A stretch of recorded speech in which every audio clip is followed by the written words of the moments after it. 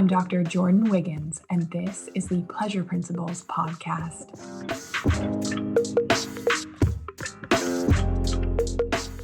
Join me on this journey where sex, science, and sensuality meet. Let's change the conversation around sex and pleasure together.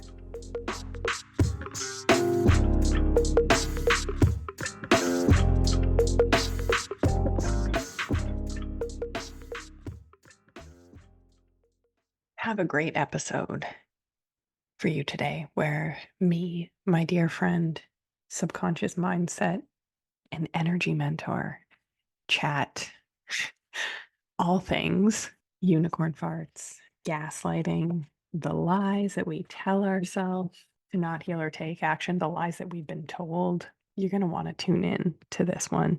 And first, I wanted to make a point of telling you something because we are doing it different this year. And I know you have holes in your tank. You are burnt out. You're puffy. You probably have cravings. You're moody. You're thinking, if one more thing gets added to my plate, I'm going to lose it. Had a client today, house manager, had to call in sick. She hurt herself, was at the hospital. She's doing okay. And my client handled it like a champ. But when we are burnt out, it can be a disaster when something like that happens because our plates are already so full that those extra things can just feel insurmountable. And we think that the holes in our tanks, the gaslighting, which we will talk about in this episode, the resentment, the undiagnosed health conditions, which we will talk about in this episode, we think that it is going to be such a horrible sacrifice to fix. And Brenda and I are here to tell you that it is not. If you are an Ontario resident and you're looking to work with me as a naturopathic doctor on the things that we talk about in this episode, I'm going to put the link in the show notes. And the other thing that I want you to do is run, don't walk, and apply for the waitlist of the mentorship. We're going to open applications early this year. The spots will fill. This is my 12-month intimacy mastermind where I am teaching superwomen just like you the laws of pleasure, power, and seduction. And I'm not going to lie, it is transformative. It will not only transform the way you look, feel, carry yourself, your way of being. It transforms your intimate partnerships. It transforms your friendships, your relationships with your children, which is my most favorite part, that we are healing these generational issues.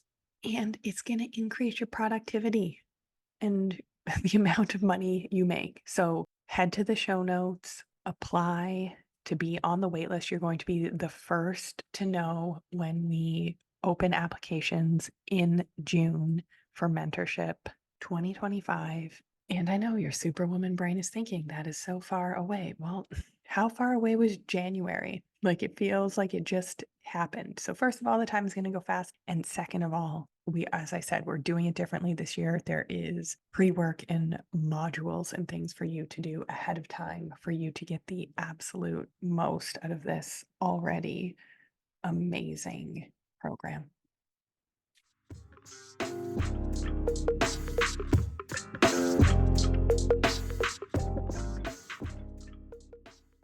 Everyone, superwomen, I would like to welcome my dear friend, my personal, I was going to call you a coach, but Brenda is a subconscious mindset and energy mentor. Mm-hmm. We will explain more of what that is, but really she's magical and has been an integral part of my healing, my success, and truthfully, the fact that I did not have a full-on nervous breakdown. You were a big part of my team the past couple years. I'm so excited to have this conversation with you. And it goes both ways. I feel you're pretty darn magical yourself, and you've helped me see some things in my life that I didn't realize were an issue. Don't tell them it's the gluten. Not the gluten. Yes. Okay. But let's start with medical gaslighting. Are we trying to ignite the mad ball of rage? So Jordin, Well, that's where we're going to go to next. We're going to talk about Yeah. medical gaslighting and then the mad ball of rage. I feel like the mad ball of rage is a thing that, and I'm kind of going out of order, that a lot of the women listening have experienced, but they couldn't explain it. And I know with me, when we first started talking, because you actually started working with me first, and then I kind of started asking questions about health stuff because I was in the shit of it, and I was having all these doctors and specialists and coaches and whatever else telling me, oh, you're just perimenopausal. Oh, you're just insulin sensitive or whatever, pre-diabetic. And I was like, I don't think that's what's going on. But they just kept squishing me into this box. And my medical doctor over the years, I've been on thyroid medication since I was 15. And she just kept altering it. And at this point, when I had started asking you questions, she was making me have my blood work done. I think it was like every 3 months or something. And then it was like every month. And you're like, why is she doing that? I'm like, I don't know. And yeah, red flag. Yeah. And you were the first one pointing that out. You're like, that's kind of a red flag. And so when I finally agreed to work with you, and to be fair, it wasn't because I didn't think that it would be helpful. It's because I have such a history of like disordered eating and exercise addiction and whatever. I was just like, nothing's going to work. Like, why am I even doing this? And so when you actually started looking at the blood work and explaining things to me, and we had proper testing done, my mind was blown because I was like, I got really, really angry. And I didn't understand why nobody had treated certain thing. Why did nobody treat the inflammation? Why did nobody flag certain things? And they just kept telling me it was something that it wasn't. And we had the tests to prove that that's like, I'm going to be 50 and I'm still not perimenopausal, which blows my mind. And that's based on science, not on like whatever. So the gaslighting in the medical system is a thing. And it surprised me because I didn't, as somebody who works on mindset stuff, I kind of had this weird, I don't know if it was shame, but it was anger for sure that I didn't recognize that I was being gaslit by the medical system. And we don't. And that's why I even got into my career, and I wanted to do women's health and first I wanted to become a medical doctor. And then when I started shadowing medical doctors, I was like, nope, this ain't gonna cut it, because everything was not about getting to the answer and the cause. And maybe this person does have chronic infections and issues going on that's exacerbating her thyroid function and affecting you on a multitude of levels. Mm-hmm. But it's just like, no, let's just take your blood work every month and adjust your medication, playing catch up. Like, Which made me feel crazy. Like, it honestly made me feel crazy. And that's what happened to me. Is I was like, had anxiety and mental health stuff, and I had pelvic pain, like 2 separate issues, but both the same in my like early and late teens, where I was having these medical issues. So it was like anxiety, but I was anxious the week before my period, which we all now know, again, red flag for hormonal issues, ADHD, PMDD. Like, there's so many things that it is, and there's underlying causes, but oh, you're just anxious, you're depressed, here's your prescription. And again, cool. If people need medication, lovely, that's amazing. If the medication makes them feel better, great. But I was saying to the doctors, but you don't understand, this happens with my period. Like, it's cyclical. And it just got written off, denied, well, you just need. And then I said, can I take medication like 1 week a month when I'm having symptoms? Oh, no, you can't do that. You have to do it every month. And now even that's changing, but just, it is infuriating. And the same with my pelvic pain. It got to the point where it was like, okay, well, we have done all the imaging. We've tested, you're not pregnant. Even though I told them there was no way I could be pregnant. I was in high school and they have to do their medical due diligence. I understand. But like just the way I was treated and looked at and then it was like, okay, she's probably is telling the truth now that they got the labs back, but they couldn't just believe me. So go through all these specialists, trying to figure out the cause. It was pelvic floor dysfunction. Didn't figure that out for years, but I was offered antipsychotic medication because they told me I was making it up in my head, the pain. God, it's just so ridiculous. But also, like, the more you and I talked about things, I started connecting the dots to things that had been happening throughout my whole life.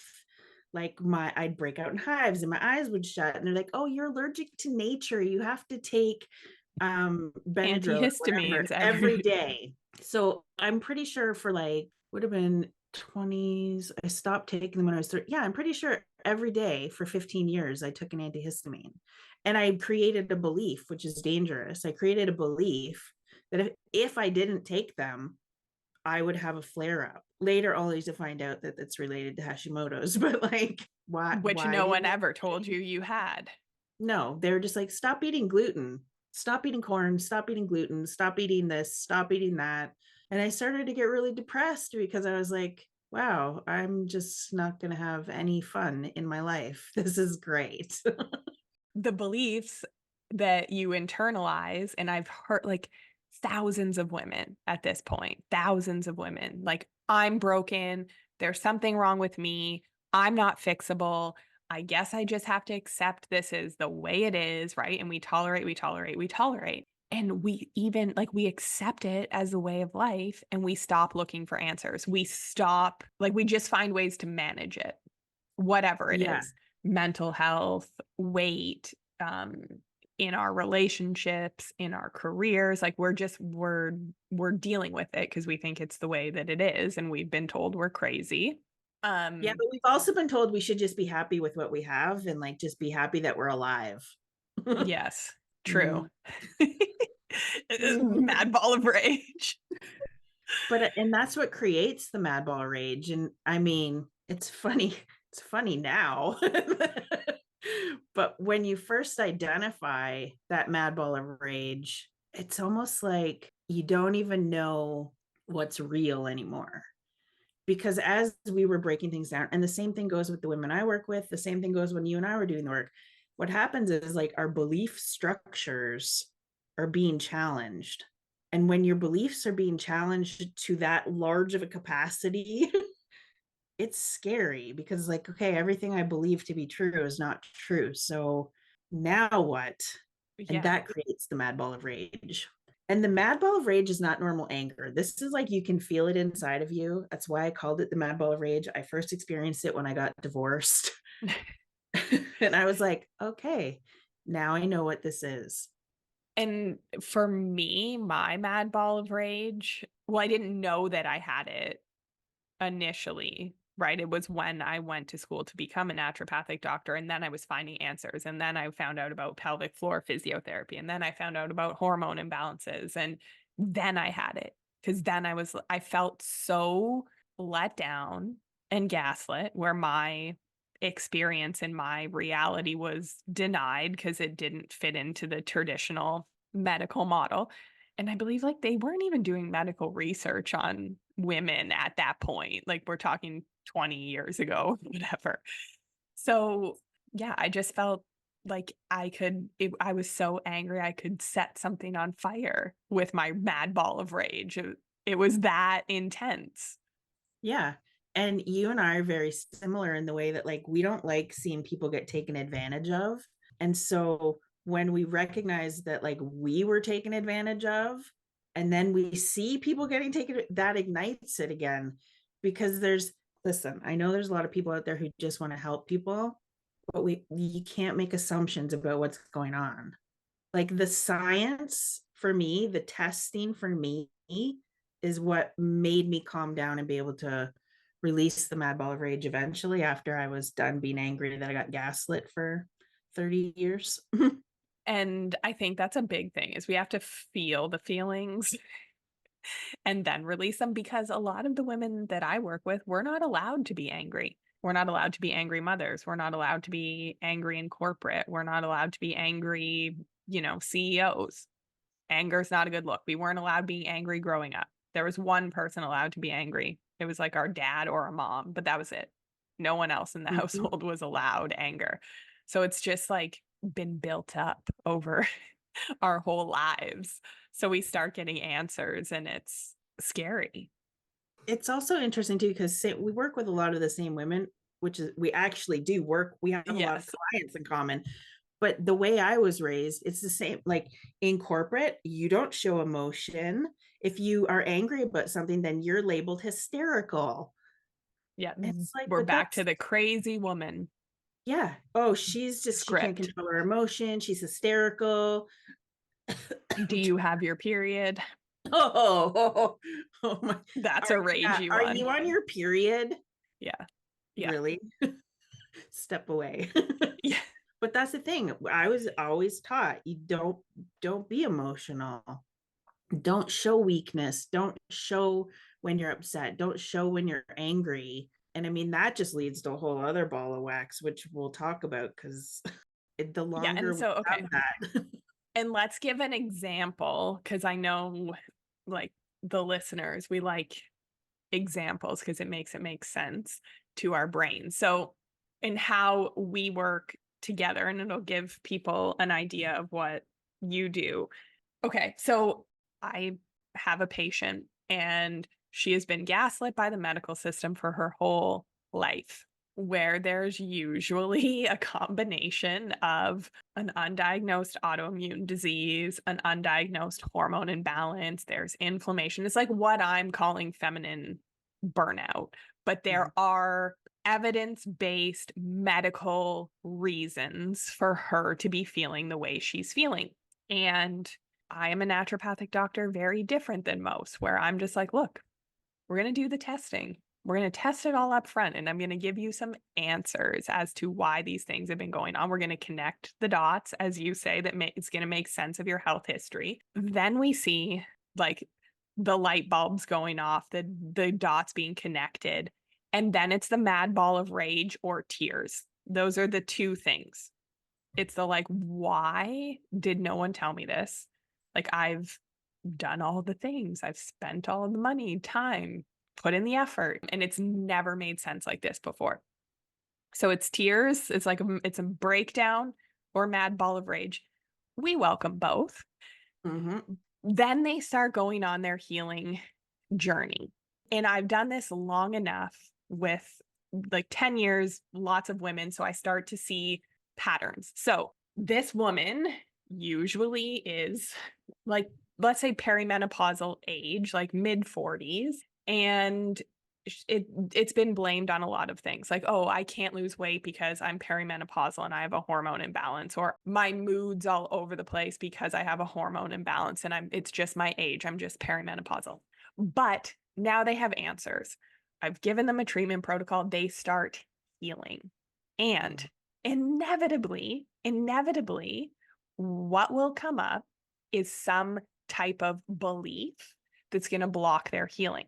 So, for example, a new patient that I have, trauma history, but she has answers now, and she's going to start to lose weight. I'm assuming, won't guarantee, but assuming that some of the beliefs that come up, because weight in a way, yes, we have the science, the cellular physiology way of looking at it. It is inflammation, hormone balances, all of these things make it difficult for us to lose weight. But then there's this whole energetic component to weight, and it's how we keep ourselves safe, and where they gain the weight is like telling too. So with feminine burnout, a lot of the times it's like the tire around your middle. It's that abdominal fat, or like your butt, your hips are heavier than you want them to be. And it's more stress related or cortisol dysfunction related. So the protocols that I would put my patients on, they start losing weight, but their beliefs will be a hang up. And it's because the weight was a protection, or they'll start losing the weight and then they'll start getting attention from Mhm. people, but that doesn't feel safe because of their trauma, or they'll start losing weight and getting attention from people. And all of a sudden their marriage that was on the rocks before, now they're scared they're going to leave or they're going to cheat. So it just, and maybe this is too much, but like the beliefs will hang up their healing, like it will stall their healing. And that's why I love when we have, like when I have a patient and you have a client in common, because then they're not getting stuck by their beliefs. So it would happen where I'd see a protocol would work and then it would stop working, or they would self-sabotage it or whatever, but there's belief issues. So can you maybe more eloquently explain what is going on your side of things? Because I think you did a great job. No, it's true. We all have beliefs. We all have stories we tell ourselves. There is another layer to this. So the challenge is I'll do like the conscious level or surface level mindset work, which is great. Journaling, affirmations, whatever. That stuff's great. it's the unicorn farts, I call it.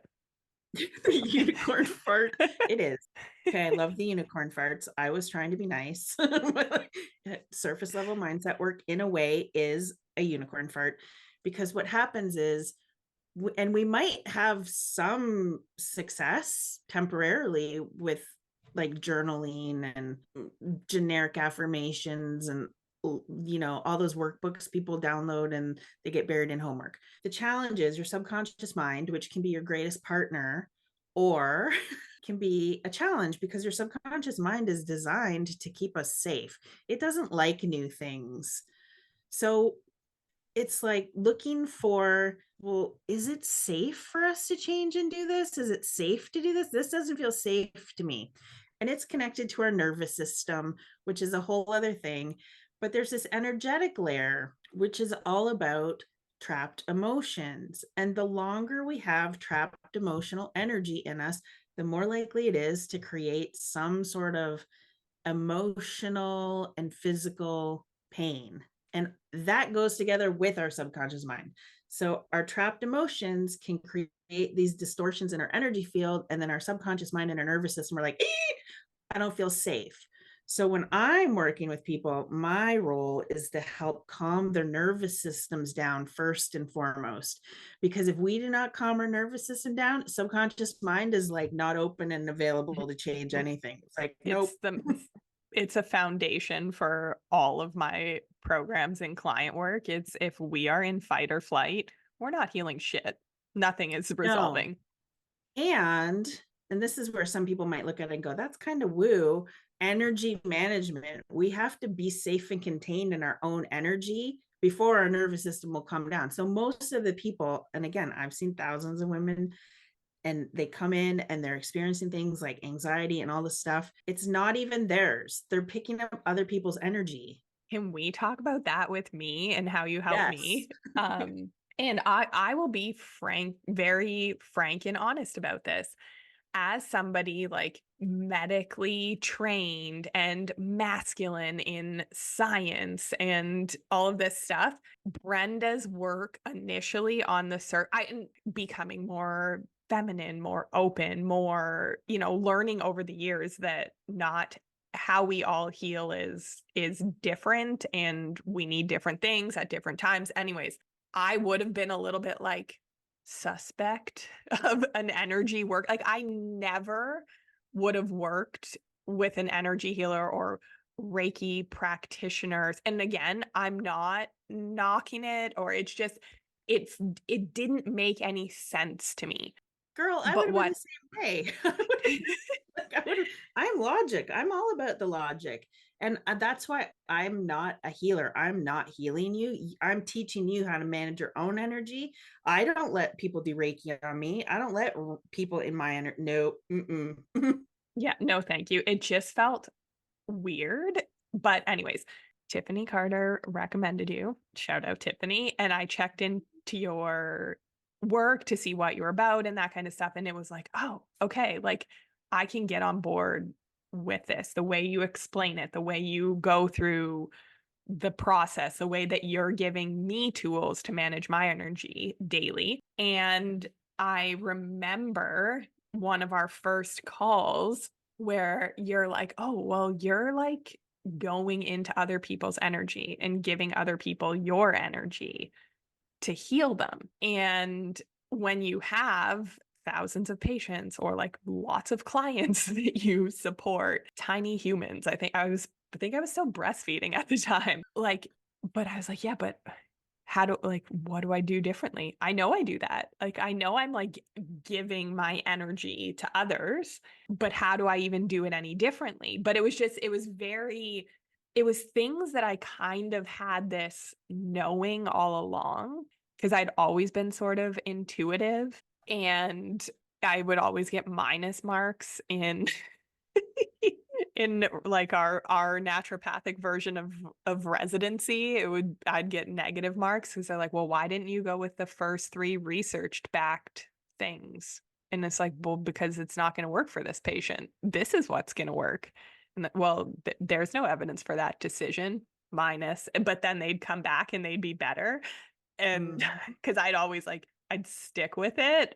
And yeah, anyways, I just. But it's so easy for me to recognize that when somebody's doing that, because I used to do it. And this is where it's dangerous to just let random people into your energy, because this actually gives me the mad ball of rage when I think about it. So there's a lot of people out there who will convince people that they need to rely on them to help clear their energy and do this thing.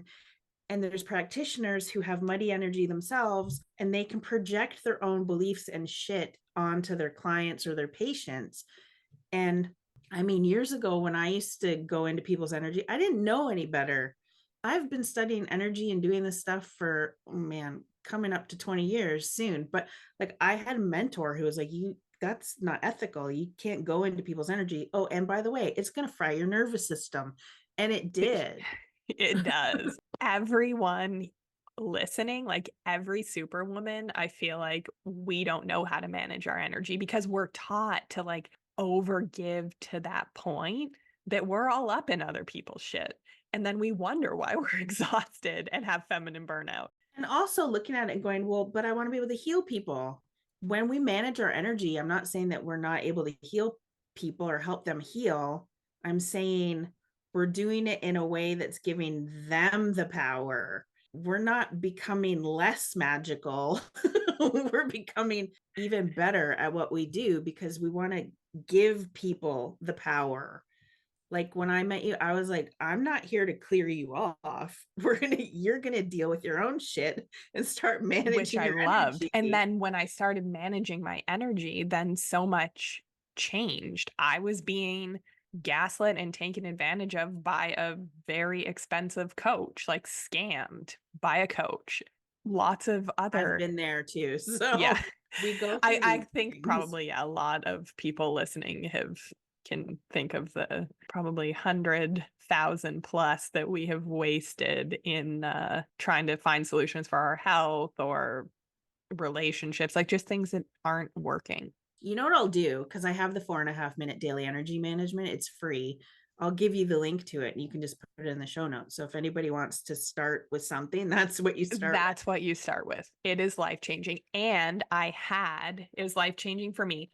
And this is one of the things that it's like, you need to do it, right? Like this is something everyone has 4 minutes a day. And this is what I love about Brenda. Your work mirrors my work in the sense that we know who our clients are. We know they're busy. We know how much they have going on. We know their resistances that are going to come up to healing. And 4 minutes a day, you can find it. And this was something that even initially I was a little bit like, is this going to make a difference? It makes a difference. It makes a massive difference. My favorite was when you had been doing it consistently and then you didn't do it for a couple of days or something. You're like, what is going on with me? I was like, have you been doing your energy management? You're like, no, I haven't done it. I was like, But I also love it because you have this science background. You also have the traditional Chinese medicine. And a lot of what I'm doing with like the especially the trapped emotional stuff, is based in Chinese medicine. So we have really amazing conversations also. And I love it. And I just feel like, with a Chinese medicine diagnosis, I could see like, okay, this is grief, or, I could see it from a TCM perspective and, treat it to an extent. But I find the depth that you deal with it is totally different to release the emotional stuff.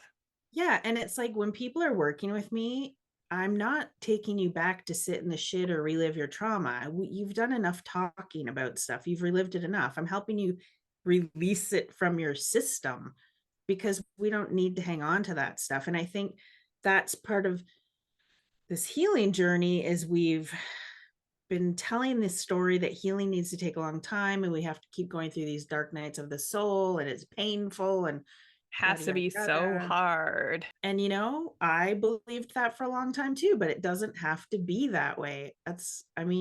Over the years, I've found ways to make it way more efficient. And I don't know, I think some of it's fun. I can say firsthand, some of it is fun. And that's why I created a whole other business focused on pleasure, because it's like the healing doesn't have to always suck. It doesn't have to be hard. No, it's the stories we tell ourselves. Like, what do you want to believe? And the big thing I was teaching you too was, and you, you threw it back at me one day because I got stuck in the story. My thing is like, you always have to focus on the outcomes you want. You need to choose to observe things, not absorb them. And so it's like, are you going to keep focusing on this isn't working, that isn't working, yada, yada, yada? Or are you going to shift your perspective? Because every second of every day, we get to make a conscious choice about what we want to focus on and what we want to believe. We get to do that. And even when I went in my little spiral of nothing's working and meh, because listen, I'm human. I get caught in it. We do it. We all go into I call it victim mode. We do it. You were literally like, oh, so what you need to do is focus on the outcome you want, not the one you don't want. And I was like, I quoted you back to you. She just got me with my own words. That's why our conversations are the best. Our conversations are the best. So in observe, not absorb. So I do a retreat every spring for the mentorship, and we do like deep work. And I wanted Brenda to come and do a session towards the end of the retreat. Which was magical, by the way. And actually, what was your vibe of the women that attended? Because I get this question all the time, and I know you won't bullshit anyone listening. What was my vibe of the women in general? Yeah. I was actually surprised. I don't know what I was expecting when I walked into that room. I know, I was surprised how open-minded they were, but also I know that you had been talking to them about your work and they were doing your energy management practice. I made them do it for the week before daily. Yeah. Some listened, some didn't. I was surprised by their openness, but it was also interesting to witness, and it always is, to witness a group of women who are like, you can feel the walls are up and you can feel that they've come to that point where it's like, I don't want to feel like this anymore. I want to be open-minded. I want to be more open to receiving. I want to be more open to pleasure, but they just don't it's almost scary for them. So seeing them kind of open up, and it was just nice. It was nice. It was. And having you there, because that's like one of our I build it. It's like good sex. We peaks and valleys, we build it up, and we create some tension. So, but that's like the first quarter of the year builds to that. And then the women were able to integrate and heal things and take action so much faster after having the session with you. I really noticed a difference compared to other years. The outcomes were faster. Sometimes they were percolating for a week or two, and I call it popcorn. Everyone kind of pops at their own time. They get it. It integrates at its own time. But the popcorning was faster when we were working on the beliefs around pleasure. So it's very cool to see. Plus, it was cool because you and I talked a lot before it. So we kind of knew what beliefs we wanted to help them install. And so that was a really fun process for me because normally I just I know what the room needs, but we created a very specific journey for them. Yeah, because I knew where the blocks were, the beliefs and the blocks. Yeah. So I was like, well, then we're going to do this. And they were just so open to the whole experience. And there was a lot of emotion coming up. I think some of them, well, I know some of them because I had conversations with, they were like trying to figure out what had just happened when we were doing that. I had a great conversation with somebody. She's like, all this time I've been feeling like I have like anxiety, but she goes, what if all these people don't have anxiety? What if they're just feeling other people's energy coming into them and it's being misdiagnosed? And I'm like, yes, exactly what I'm talking about. Which totally happened to me. Is there was people in my life, I did not manage my energy. So clients too, where I would feel anxious after, and I meet the diagnostic criteria of generalized anxiety disorder. But after working with you, it's like, wait a minute, this is not my anxiety. This is like what I'm picking up on from others or people coming into my energy because I'm not managing it. I'm not protecting myself. That's the number one way I know somebody's trying to come into my energy is if I feel anxious, because I don't have feelings of anxiety ever unless that is happening. And see, I was told my whole life that I had an anxiety disorder. So, which in itself, well, actually, I was told for a long time, like, you're fine. And then when I was starting to feel like, having more intrusive thoughts and stuff before my period, then it looks like anxiety disorder. But I actually don't think it was. I think that was a bad belief. But that's the thing. We also get labeled. Oh, you're perimenopausal, you're menopausal, you've got anxiety, you're depressed. And what happens is we get labeled by these people who we feel like we're supposed to trust. And then we start developing beliefs to support the label we've just been given.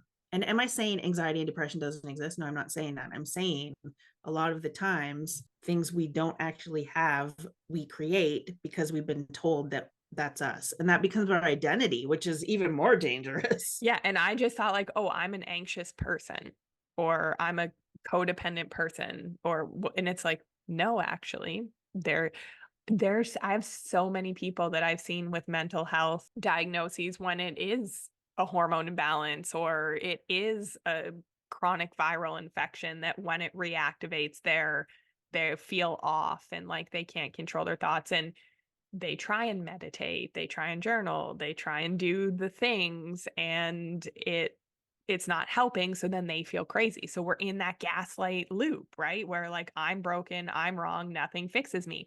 But really, we just haven't had the right answers. And I plan on being like, a hot perimenopausal person without symptoms, having great sex that's happy. Like, I was saying this morning, like people always telling me you're so strong, you're whatever, like, how do you do all this stuff? And it's like, I don't want to be remembered for being strong. I don't want my daughter to be like, wow, mom was really strong. I mean, I want her to say mom was happy.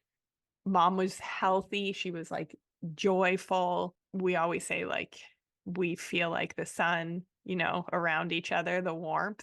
Like, that's what I want her to remember. I don't want her to remember me being this like uptight, rigid, anxious person that can't let go or enjoy life.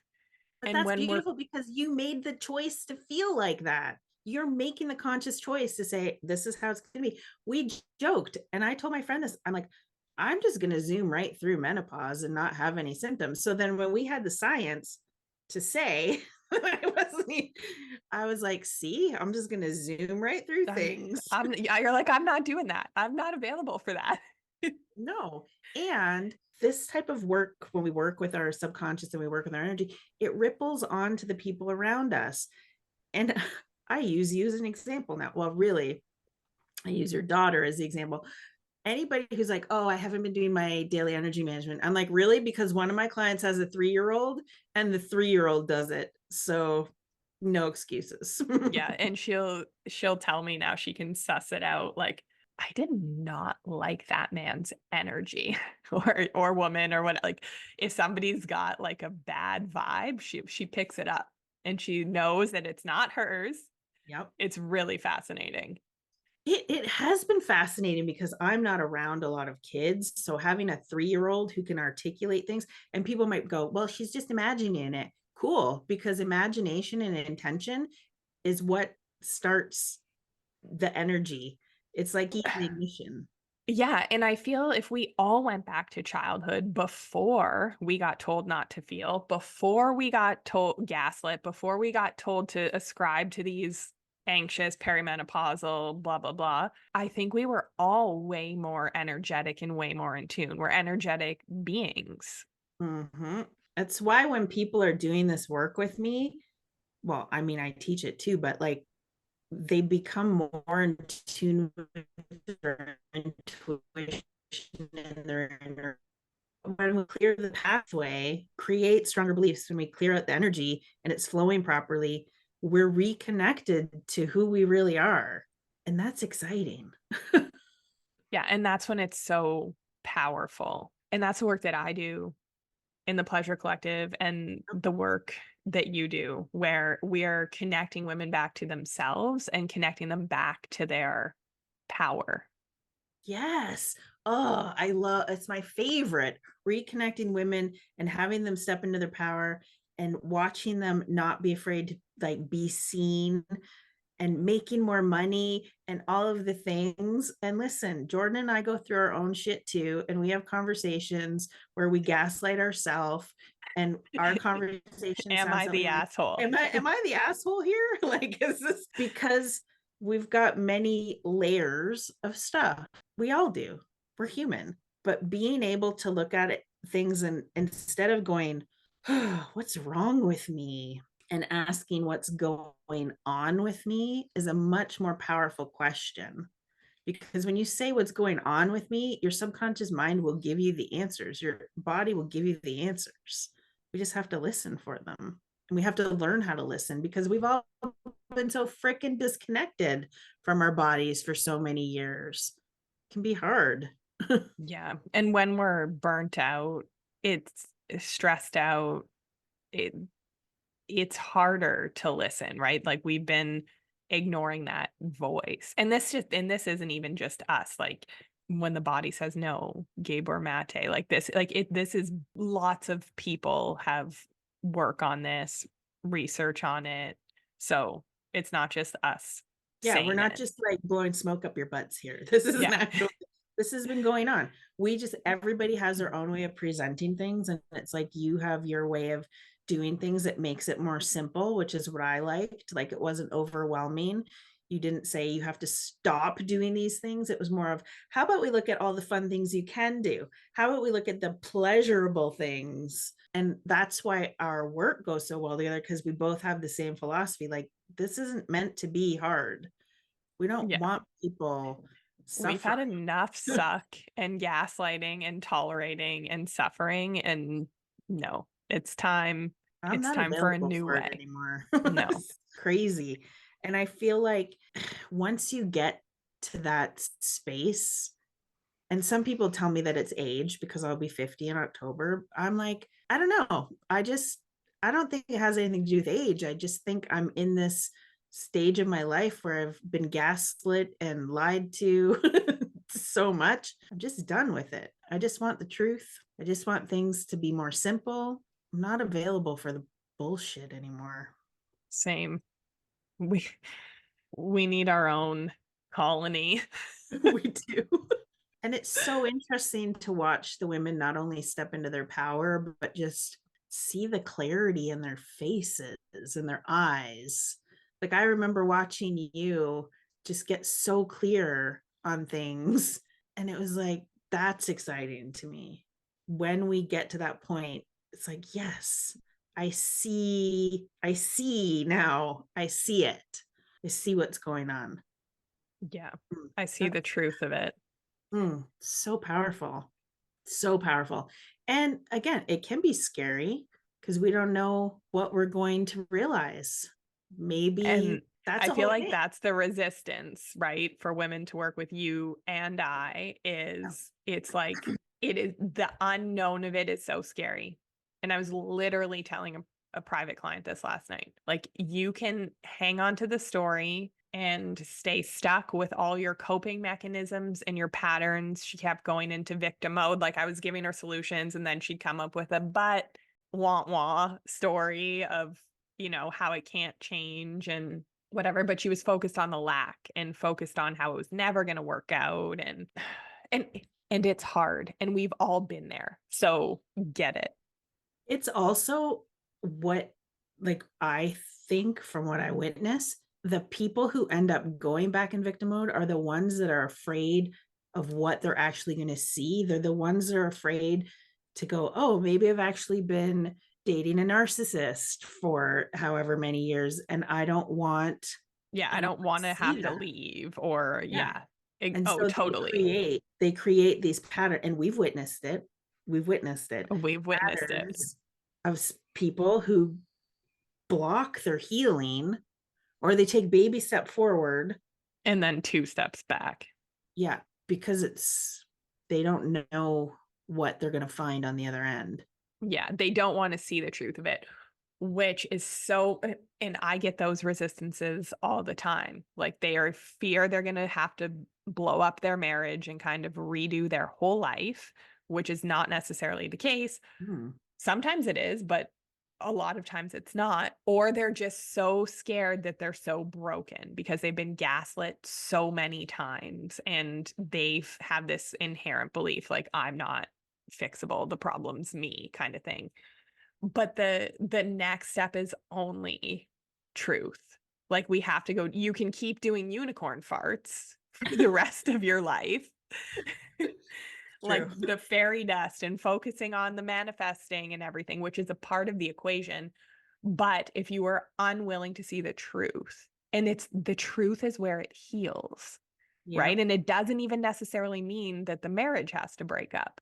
The truth could totally mean healing. And sometimes there's these hard conversations where I'm even like, I don't know if this relationship's gonna make it. But when it is from truth and it is from authenticity, and no one is a sociopath or like a full-blown narcissist, I've even had a lot of success with narcissistic traits now. I feel like I'm good at helping manage those relationships in a way that's fulfilling. I've learned so much about narcissistic traits. Just like, if it's traits, it's like, oh, it's like, bitch, I got this.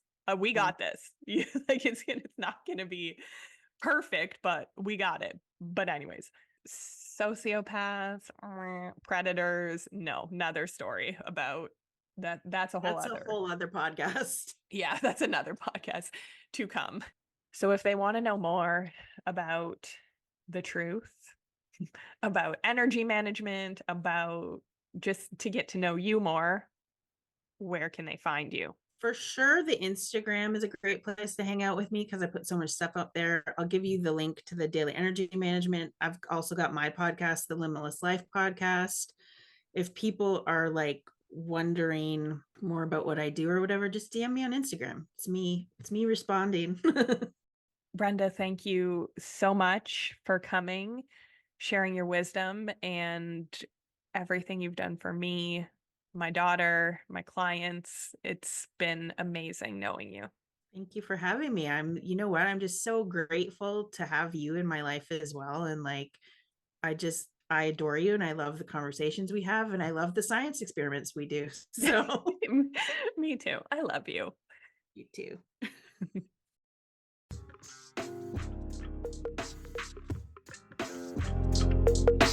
Have a great week, everybody.